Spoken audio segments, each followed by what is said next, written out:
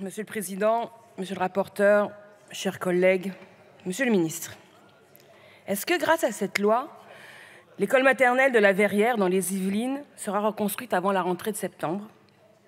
Est-ce que grâce à cette loi, l'antenne de police de Bagnolet, chez moi en Seine-Saint-Denis, sera reconstruite rapidement? Est-ce que grâce à cette loi, nous avons la garantie que tous les bâtiments destinés à un service public seront reconstruits rapidement et même reconstruits tout court? La réponse est non, et vous le savez. Pourquoi? D'abord parce qu'il n'y a pas de garantie de financement. Les collègues de l'extrême droite, laissez au moins les autres intervenir. Je vais gérer ça, Madame Garrido. La loi, laissez, on parle des mairies, Madame ça Garrido, nous intéresse pas trop. laissez-moi gérer ça. Mais nous, ça nous intéresse. Ce sera plus efficace. La loi n'oblige pas les mairies à assurer ces bâtiments. Eh bien, que nous n'ayons pas d'informations précises là-dessus, votre ministère estime que presque une collectivité sur deux n'est pas assurée. Est-ce que cette loi débloque de nouveaux crédits en urgence pour répondre aux besoins de reconstruction? Non. Une circulaire du 7 juillet de la Première ministre dit à l'inverse qu'il faut aller chercher d'autres fonds existants que vous avez estimés à environ 94 millions d'euros, qui du coup ne seront plus disponibles pour les politiques publiques pour lesquelles ils avaient été initialement prévus. Avec un budget limité et imprévisible, les collectivités devront faire, le cas échéant, des choix. Qu'est-ce qui sera privilégié? La cantine de l'école, la bibliothèque? Ce dilemme n'est pas acceptable. Votre rôle, c'est de garantir que tout sera reconstruit.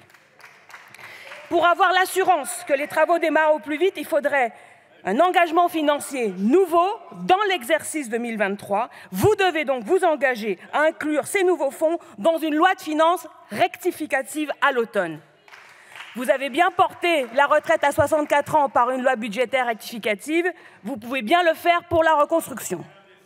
Et pitié, ne me dites pas que le paiement en avance du fonds de compensation de la TVA ou la suppression de l'obligation de participation minimale des collectivités équivaut à un principe de reste à charge zéro pour ces collectivités. C'est totalement faux.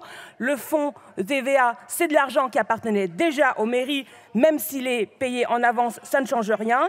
Et si une collectivité n'est plus obligée d'apporter un concours, le problème reste entier de qui financera les 100% restants. Mais le pire n'est pas que vous traitiez mal la question matérielle. Le pire, c'est que vous traitiez mal la question immatérielle. C'est la première fois, collègues, que nous sommes réunis pour parler de la réplique à la mort, à l'homicide volontaire de Nahel le 27 juin dernier. Mais vous n'en parlez pas dans la loi, comme si vous vouliez effacer ce fait de nos mémoires. Le président lui-même n'en a toujours pas parlé. Votre loi concerne bien les biens détruits ou dégradés à partir du 27 juin, jour de Nahel. Mais en ne parlant que de la réplique, vous omettez de traiter les problèmes qui ont été révélés par l'homicide involontaire, l'homicide volontaire. Homicide volontaire, c'est-à-dire meurtre. Je ne m'arroge pas le droit de préjuger un homme présumé innocent. Mais c'est la qualification juridique retenue par la justice. Chers collègues, s'il vous plaît. Il y aura un procès. Et ce policier plaidera qu'il a utilisé son arme dans le cadre de la loi de 2017. Qu'attendez-vous pour abroger l'article 435-1 quatrièmement du Code de la sécurité intérieure? Qu'il y ait davantage de morts? 13 morts en 2022, ça ne suffit pas. La mort, le meurtre, comme le qualifie pour le moment la justice de Nahel, ne suffit pas.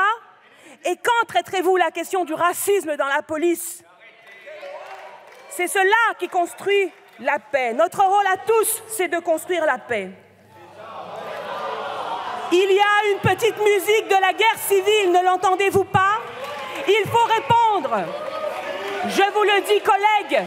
Je vous le dis, collègues. Je ne suis pas née en France. Je suis arrivée en France à l'âge de 14 ans.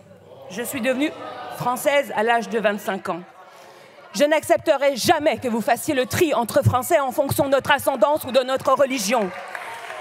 Je n'ai pas de pays de rechange. Vous n'avez pas de pays de rechange. Vous ne vous débarrasserez pas de moi, ni des autres.